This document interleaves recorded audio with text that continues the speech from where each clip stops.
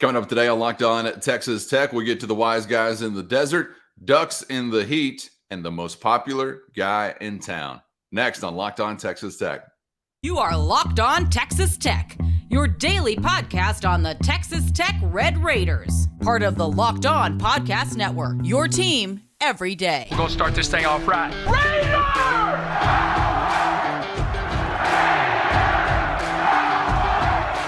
Everything runs through Lubbock. Great to see you again on Locked On Texas Tech on the Locked On Podcast Network. And thanks for making us your first listen on YouTube or anywhere you get podcasts. He's the only Chris Level. I'm Casey Cowan. And Chris, we hit the midway point of the week, which means we're on a downhill slope to a collision with the Oregon Ducks. It's Red Raiders and Ducks Saturday night from Jones Stadium, home opener. You know what's on the line, obviously, after Texas Tech's results in week one. Also, of course, you may be aware of Oregon's results in week one. And that's what led to today, Chris, a conversation to start the program that took me a little bit by surprise.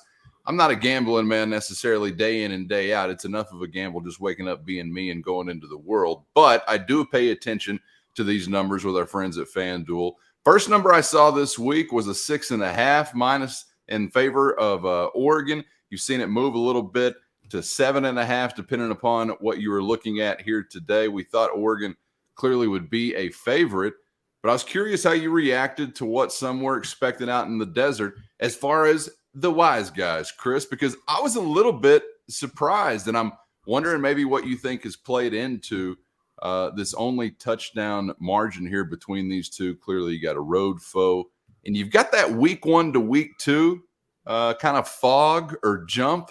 This is one of our favorite football cliches, right? Like there's no jump between the jump or like the jump between week one and week two. So maybe a lot of things to consider. I was a little surprised by the number. What'd you make of it?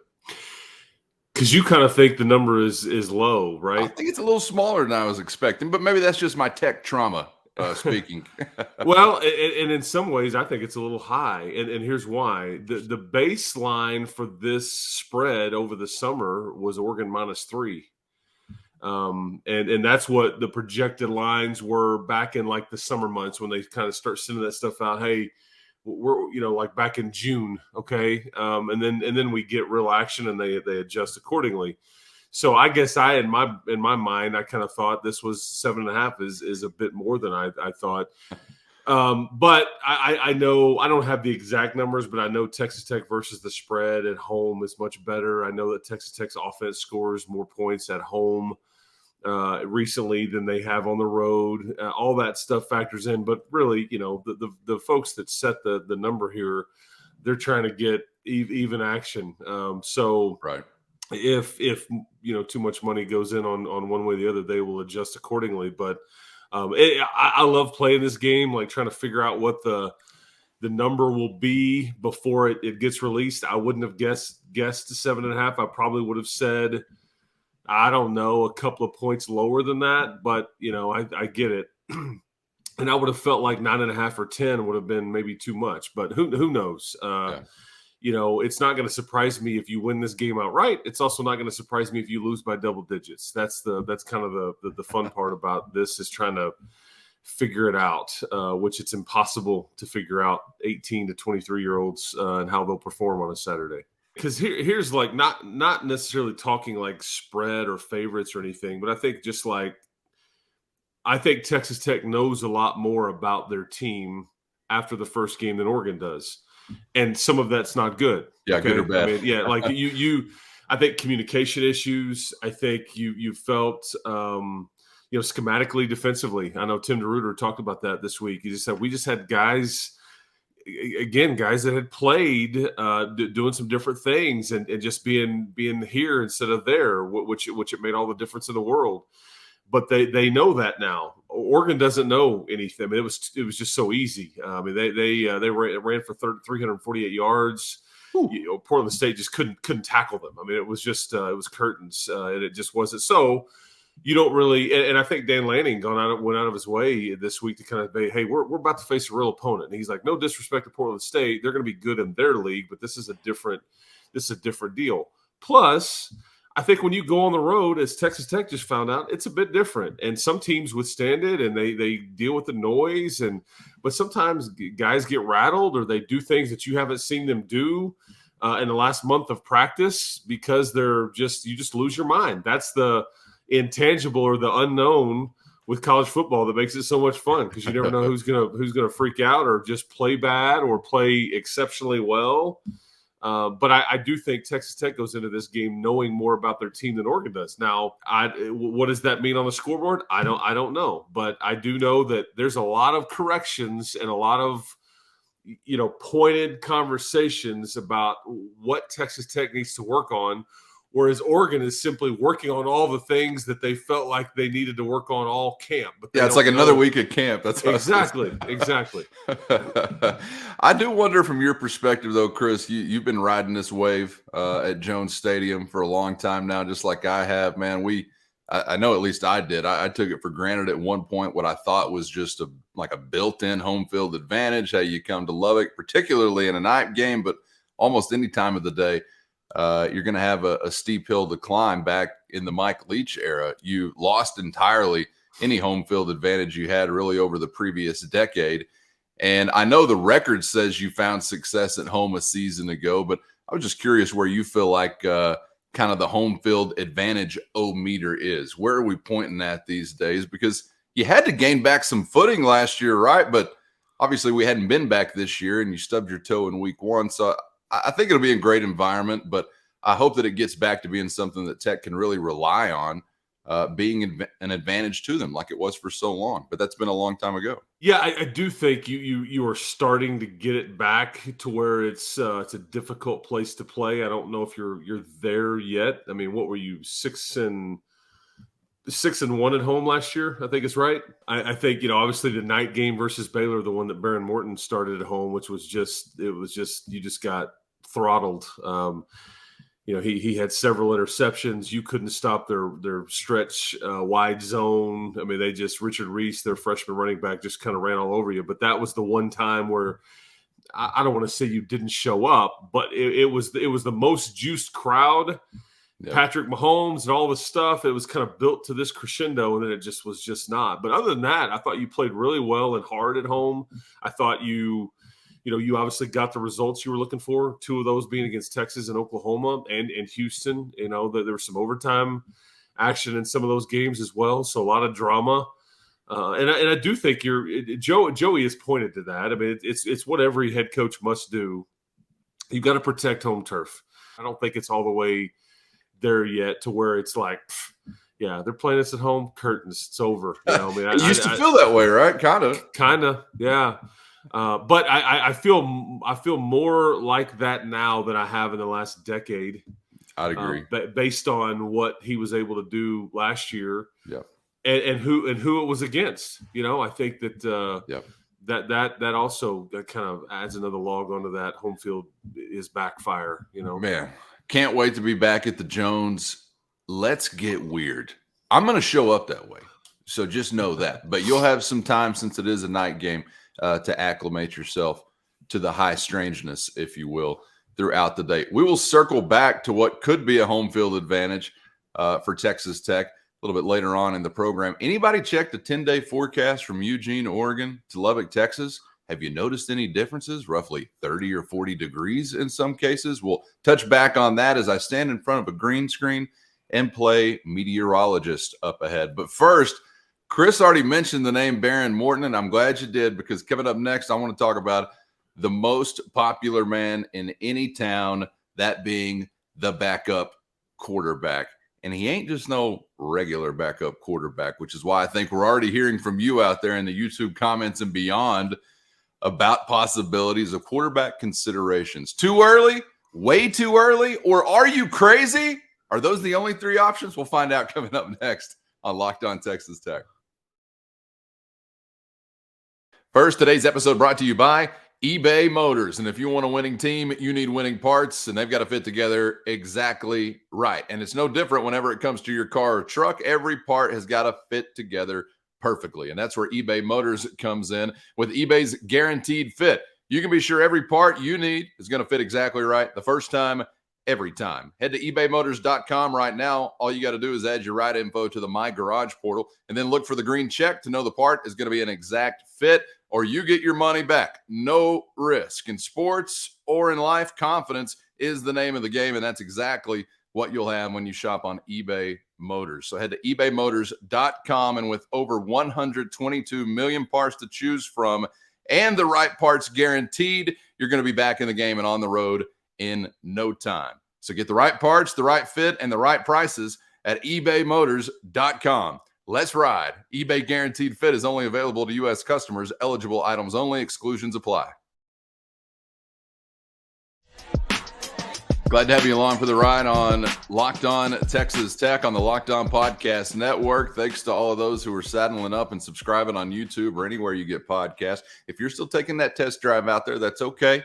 That's okay. We allow it. See if you like it. If you're thinking about a test drive, come on in. The water's warm, but eventually we want you to make that handshake deal. Come on in and subscribe to YouTube or anywhere you get podcasts and join the Locked On Texas Tech famdamily.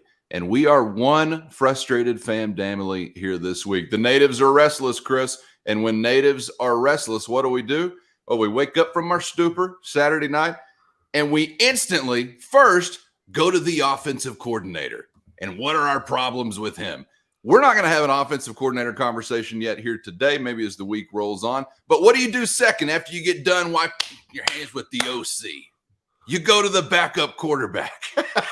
Are there any options there? Where's Chris Todd? This is not exactly a Chris Todd conversation, with all due respect to Chris, who gave us a thrilling drive against Missouri once upon a time between middle fingers from our starter, Graham Harrell. Hell of a day at the Jones, hoping for something way different than that Saturday night. This is a guy that has got talent that we have seen in action, Chris, and we know is someone that is probably a capable piece. Now, he's not exactly like Tyler Shuck when we're talking Baron Morton, and there is a reason that one has taken the job now for another season as the starter, and one didn't. But we do know that Morton is a talented, again, and an overall capable guy. Now, I want to attribute to a lot of what we've seen in the YouTube comments this week that brings up quarterback conversation. I want to attribute to that a lot of what I just said, just frustration and where do we go? We're just, reaching for the sky for any answers. So that's one that some folks will put down. But as I mentioned, QB2 is not an unknown, is not a guy that you're just wondering if he could give you a chance. No, it's a guy you've seen some exciting things from before. I'm wondering how you view this conversation as maybe the season goes on, because it's got to be a little bit different when you got somebody back there that has shown you a few things. I will just say this along the lines of this conversation, and you may not even know who this is, but for all the Baron Morton fans and all that want him to replace Tyler Shuck, you're going to hate hearing the name Will Hammond because that's the quarterback that is committed to you right now. He's phenomenal. He's the one that put up 80-something points over the weekend. Right. So he will enter this chat at some point soon after Tyler vacates the premises and it's Barron's job and all that. It'll be Will Hammond. We will be doing the same thing. We'll be talking a year, 2 years from now. If they lose a game, or if Barron it's like, man, I don't know. Like, right. We're not going anywhere with this guy. Let's just skip to the future right now. Let's invest in the next dude. I think, So is this are they close to replacing Tyler Shuck question? Is this? I don't even have that question, Chris. Okay, it's way too soon for that. But I do wonder, what's the grade on Shuck from game one? Because he didn't have a good night, I don't think, individually. Yeah, I think he missed some throws. I think he threw. He was inaccurate on a few things. He was close to your leading rusher. He still threw for 338. Had 3 TDs and a pick. That's amazing. Those numbers right there. With the feeling I have about what he did. Yep. And then if you just gave me that blind taste test statistically, pretty good night. Yeah. But again, all where I think fans are coming from is he could have thrown for 110 yards and then ran for 10. And if they win, maybe we're talking about it differently. But because you lost, it's not his fault on the Jerron Bradley drop there. I mean, and again, he threw low sometimes. He wasn't perfect. I think I mentioned that the other day about them going to the QB run game. I think that's what Davis Webb had felt like. He's just like, this is Kitley putting it in his hands. And I will tell you, like, people have a lot of questions about play calling, whether it's Tyler or Barron or whatever. And I never know when they do check, okay? But they have the ability every time. That's the way Zach wants it. But hey, here's the play, and then this is my suggestion, and then you kind of, if you see differently, switch it. But I would just say, as it relates to Barron, I think Barron has matured a lot. I think Barron is going to be really good here.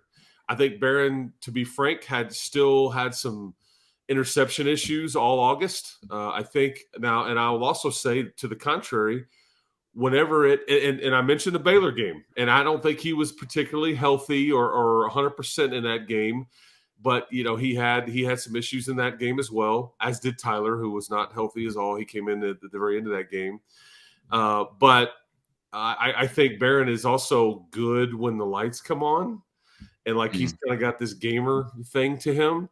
But he does still have issues, just on occasion in practices with throwing it to the other team and doesn't maybe understand what the defense is doing. This is a process. I think, though, that honestly, the more time he gets to sit and watch, the better off he's going to be for it, because he's going to have 2 full years at least if he continues to be the backup. And then we can let Will Hammond or Jake Strong enter the chat here right. As it relates to, hey, what do we think, man? I don't know. The next guy. Let's go to the future. Yeah. So I think you're in a great spot with your 1-2 punch. I don't think Tyler Shuck played bad by any means. That's an inaccurate statement from where I'm sitting. Did he play great? No. I thought the other kid played better. It wasn't maybe as pretty. But he made a few plays. And I will say this, I think there's a few more guys that made plays around Peasley than they did Tyler Shuck. That's also part of it. Your running game did not help the quarterback. But here's why Tyler Shuck is going to be the starter, or is the starter, and he's earned it from 3 different coordinators, coaching staffs. I think that he really won the right to be the starter here those 4 games at the end of last season. Mm-hmm. I really do. And he had a chance to go into the draft. I think, Joey McGuire will tell you that he told Tyler Shuck, hey, man, the NFL folks want to know, are you coming out or not? Because if you are, you're going to have an invite to the combine. So I just, I need to know. And I think Shuck kind of looked at like McGuire's like, do you not want me to come back? What are you trying to tell me? And he's like, nope. I want to have a transparent, upfront, honest conversation with you about what I'm hearing and all those things. And Shuck was like, I'm absolutely coming back. And so, away you go. But my opinion, I think way too early for these kinds of conversations. And I've even been asked, what would it take? I know, probably a whole bunch of losses for you to kind of go, okay, this isn't going anywhere. But Tyler has really a lot of that locker room. I mean, he's one of the very few guys that everybody listens to, and you can go ask a lot of guys on defense, and a lot of guys on the coaching staff that have nothing to do with coaching him personally, who has that locker room. And I think that him and a guy like Bryce Ramirez are really 2 of the strongest voices in that locker room. And it's not like they're loud and boisterous, but I think that carries a lot of weight. People don't care about that. You just want to win. I get it. I'm just trying to give you some context of the why here. I mean, I'm not in the locker room. It doesn't matter what I think or who I rally around, but you're talking to a fan who in some ways mirrored that experience, Chris, when Morton takes over last year and you see some capability, even though it's going to have some rough edges. I'm thinking, all right, the Morton era is here. Shuck's hurt again. Wish it would have worked out, but it didn't. Off we go with Baron Morton. And then because of the circumstances, Shuck has the opportunity to return, to regain everything, and actually have his best run as a Tech quarterback that he's had. And when he does that, man, I was just blown away as far as the admiration and respect that he gained just from a local yokel fan. But I can only imagine how that played in the locker room. I think the credibility coming into this season had never been higher for Shuck, at least in my opinion, as a Red Raider. Stubbed the toe, as did the team entirely last week. But as we talk about, a chance to get it all back this week. We've talked a lot more about the backup QB in this show than I ever thought we would this early in the season. Wow. Yeah. But this is what happens when you lose. This is what happens. And I really think it would have been or could have been a similar case if the backup was just unknown. But the known factor of Baron Morton, I think, plays a lot into this, obviously, as well. And I mentioned the game somewhat in jest. But yes, you can recall possibly that game against Missouri once upon a time where the quarterback that many would argue is one of, I don't know, is the best or one of the two best in your program's history threw back-to-back pick sixes and was giving the Devils guns up to the section I was sitting in, by the way. I had a great view of that entire thing. I remember it well. And then he went on to become a guy that some say is the best to ever play the position at Texas Tech. So it can be a bumpy road as you look to mature, obviously, but it's going to be an interesting week for Tyler Shuck. And this is not the last time we'll talk about Tyler Shuck here this week as he gets ready to face Oregon with all the storylines now compounded by the fact that you didn't have the results you wanted in week one. He will also be a captain this week, too. There you go. No leaders or dogs, L's or D's. Nobody's doing that little trick like the Buffs are doing maybe in week 3. Okay, let's wrap it up back here as we were talking just a moment ago. Back to home field advantage. And I do wonder, I know that every football team in America is climate controlled now, but I do wonder what possible advantage there could be to exert for Texas Tech. We got a hot week rolling in and maybe a little milder on Saturday, particularly towards Saturday evening, but it ain't going to be 78, which is what I'm looking at right now in Eugene, Oregon. Could it impact anything or everything? We discuss next as we wrap it up on Locked On Texas Tech.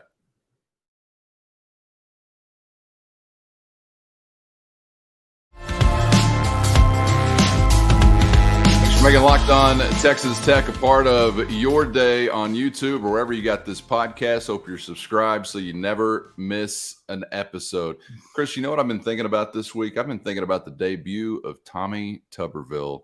Why in God's name would anybody want to recall that? Well, because I remember it was a hot day at Jones Stadium whenever I believe the Ponies of Southern Methodist came to town for what I think was a Sunday Labor Day weekend kickoff at Jones Stadium. And I'm not so sure that the forecast is going to be all that different coming up this weekend, even though we're a week into the season, than it was that time around.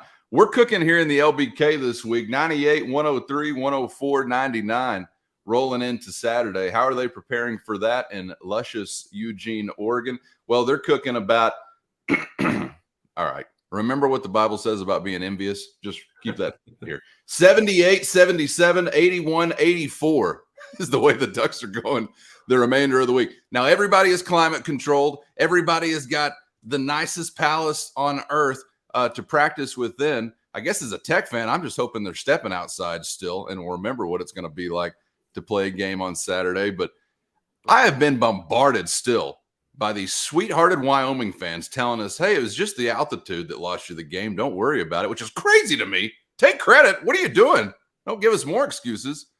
But with that in mind, Chris, I'm thinking, all right, what is there possibly to gain for Tech as the Ducks ascend from upon high and go from 78 to 99? Could I talk you into a little heat wave advantage possibly for the Red Raiders? I'm going to go back to the first thing you brought up, though, that 2010 game versus SMU. That was the debut of the east side of the stadium, the brand new kind of renovation on the east side. That's also the game you ran out of water. Yes. If you remember the stadium, they just ran out of selling water. Yeah, that's right. That's and you mentioned Tommy Tuberville.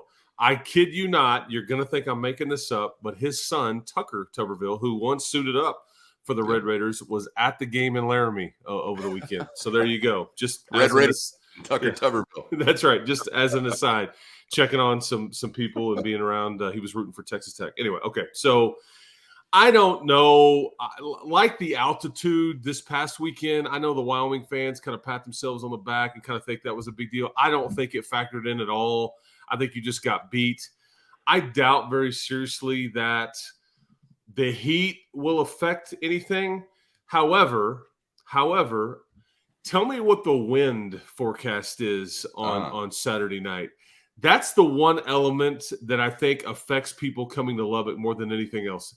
Take me back to also the Tuberville era. Geno Smith, Yep. Heisman front runner. Oh yeah. Some similarities here. Didn't even have a billboard either. Came in as a road favorite. Some similarities here.